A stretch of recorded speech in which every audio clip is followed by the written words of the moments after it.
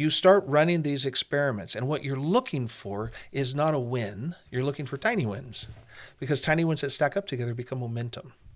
And in the journey of self-discovery, the thing that matters the most is, I don't think it's epiphany and breakthrough and moments of clarity. I think it's momentum. Small steps over time, running increasingly small but increasingly large experiments, and showing up in this voice. But you want to be in love with the voice you're showing up with. Then you have to build strength and resiliency against the rejection that does come, and be able to learn from it. And if you still have this very fragile internal world, the rejection will just shut you back down again.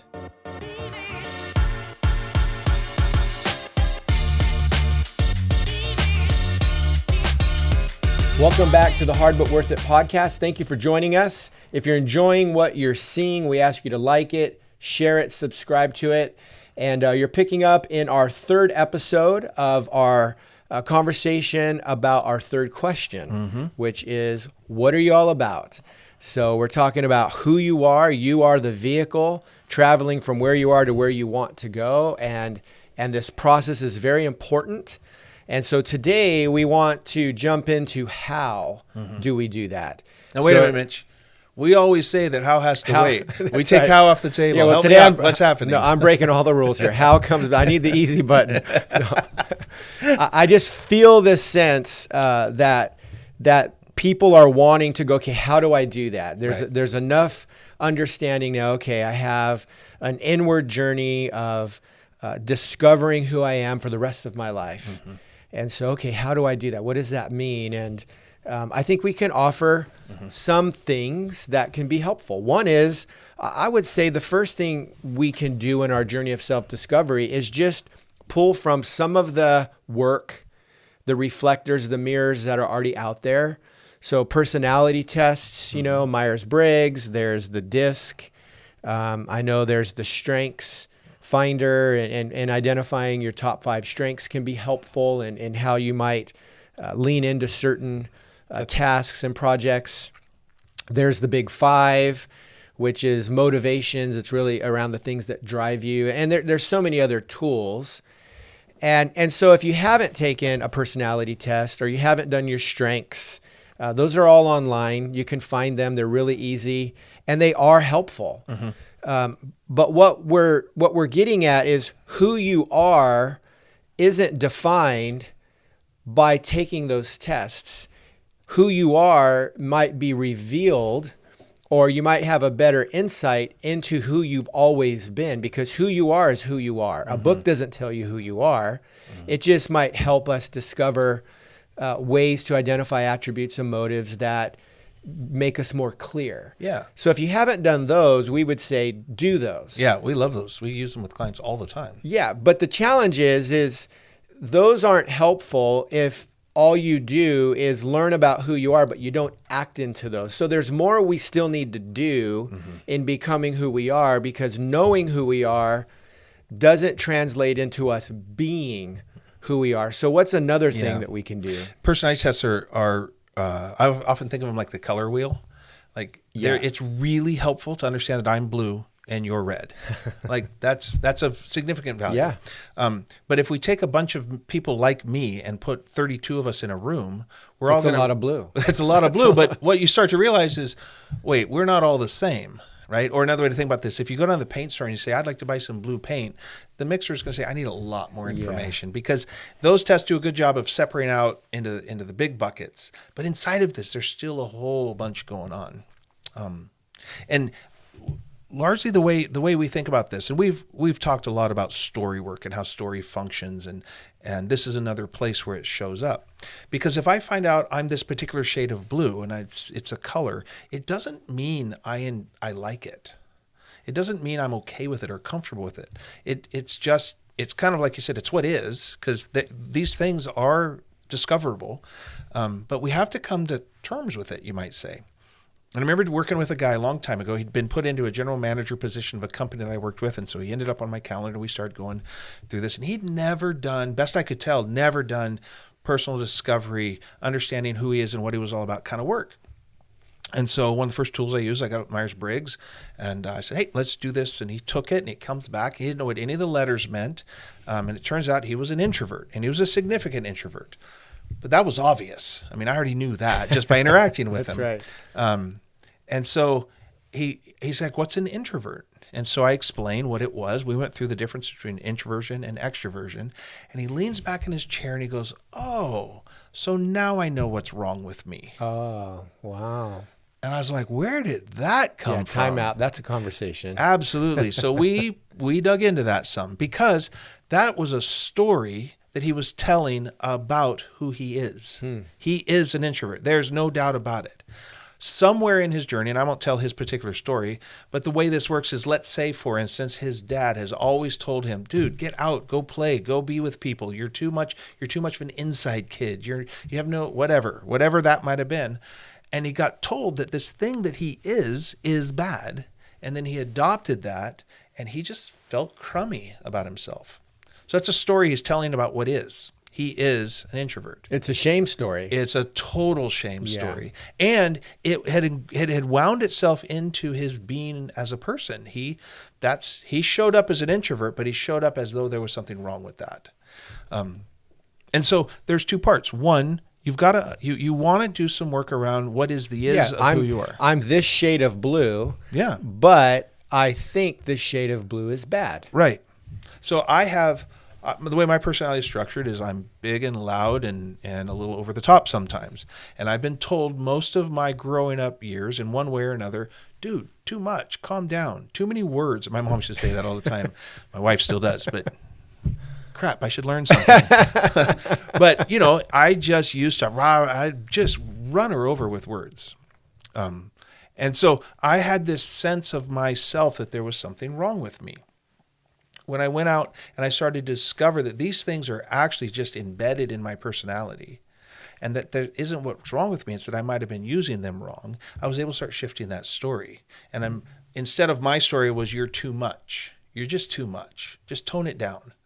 And actually, I don't need to tone it down. I need to turn it up in the right time at the right place for the right reasons. Yeah. And then in some situations, I actually need to hit the off switch.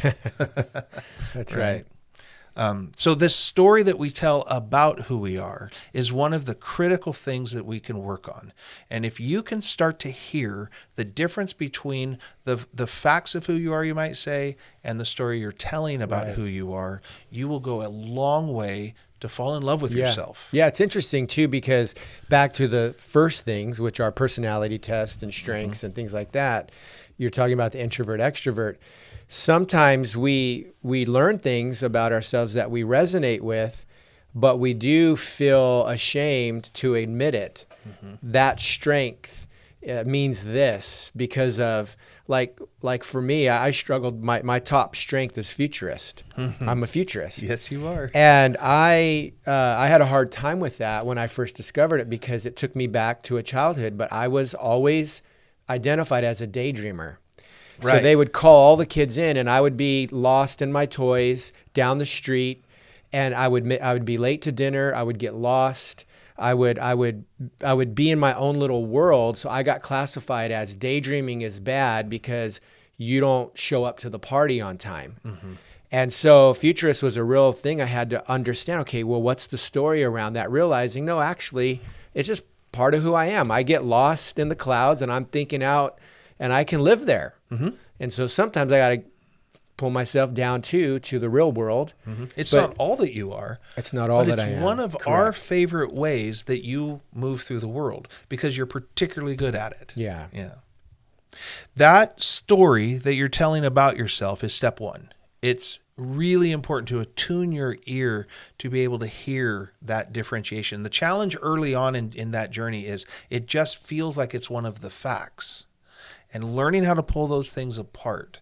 And it's often around what makes us distinct.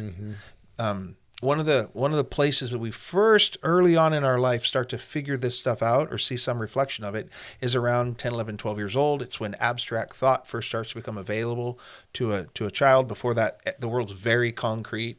and abstract thought starts to form, and you start to understand a little bit about who you are, but you're also in middle school where fitting in is the prime directive. Yeah. And we start to try to get rid of all of that stuff. And so you end up with too tall, too short, too fat, too thin, big nose, little nose, blonde hair, brown hair, all these different comparisons that are ways that we needle at each other. But what we want to, and so we try to get rid of all that, right? High school's not much better, but what we do there is we form cliques. So we find people like us, and then we kind of group together. Yeah. It's a decent solution at that age. But one of the challenges is we enter adulthood with this notion, two voices. Our peers have told us that we're too something and that we should be more like, right? Our peers have told us that the thing that makes us distinct is the thing we're going to get picked on for. Our coaches, parents, pastors, educators, teachers, they are all trying to shape that thing in us. But the message we can receive often is, dude, that thing's broken in you. You're a daydreamer. I'm trying to shape it. Yeah. The message is that's wrong. Don't do that. That's what we often will internalize. Yeah. It's not what I think they're trying to say. So we get into our adult life, and we've got this thing about us that is our uniqueness, our brilliance. The thing we really are gets a story attached to it that is something wrong with that. Yeah. Make it go away. How do I become like everybody else? Which is entirely the wrong question in an economy that is inviting you to show up as you, because that's how you're going to create value. That's step one. And separating the fact and the story apart, locating that difference, just takes some attuning of your ear and noticing. It often has a shame story around it or a fear story around it that is causing you to shrink away. And it is scary to lean into that thing. So that's step one. Does that make sense? Yeah. How do you hear that? Yeah. No, I think you're right. I think that's part of the discovery work. What we're talking about is you get feedback through these reflectors in your life, parents, mentors. You can take tests and assessments. But at some point, you have to make a decision. What are you going to do with it? Mm-hmm. And sometimes that's story work. You know, there is what I am or who I am, and then who I think I should be related to that, which is another self. It's a version of myself in that at play. But I think too, there's this third thing that we can move into where we would say it's about just getting out and starting to do things. Yeah. Right. Like you do things by testing it out, and there's a risk there because you may fail, but you're learning to identify if what I think about myself and who I am is actually now, valid. Is that something I really enjoy? And the only way we really know that is by doing it, not thinking about it. Right. There's a need to run small experiments that reality check this idea, right? And it can be really scary to take inside of our internal world, get this fledgling little flame of confidence that says, no, this thing is who I am and it's awesome, right? That just feels weird to claim sometimes. And now I want to figure out how to go do something in the world with it that could be awesome. The problem is when we put it out in the world, it's going to get critiqued, and we're going to get feedback, and it's not actually going to be awesome on day one, even though it remains awesome in your being. And that feels scary because all of a sudden it's you on display. So we want to design these things, and we want to make them as low stakes as we can, but we want to figure out, when I go out and do this thing, does it give me energy? Do I love it? Even though it didn't go well. Right. I'm willing to keep doing it until I am really extraordinarily good at it, because I just love being this and doing this thing in the world. And often we get that opportunity, and it turns out I didn't like that at all. Okay, cool. No problem. Which is the most important feedback. It's great, because then you don't ever have to do it again. That's right. There's this iterative process of taking these ideas, of understanding how I'm made, how I'm wired, what makes me tick, falling in love with it, and then taking it in the world and trying it on, so to speak. And we want to do that in small ways. So let's go back to my introvert friend. Let's say that he just loves being a typical introvert, loves being alone, loves reading books, loves going inside himself and discovering his this vivid imagination, and he's always collecting big ideas. Let's say he's an Enneagram 5, if you know that world. And he kind of has this academic nature to him, right? This bookworm thing. But his dad wanted him to be a football player and, be this aggressive, charismatic guy in the world. Usually the dad is trying to live vicariously through him and all that, right? And so he gets called a bookworm. He gets shamed for this world that he's trying to create. And so what we want to do is we want to actually go, no, let's fall in love with it. Let's quit calling it a bookworm, because that's just a story you're telling about it. Let's reframe that as an intellectual or an academic or somebody who loves to study and explore ideas. And then let's go out in the world and do something with that. Let's take a class. Let's go, because the first thing they want to do is go get a PhD to prove that it's true. It's like, no, it's way too big.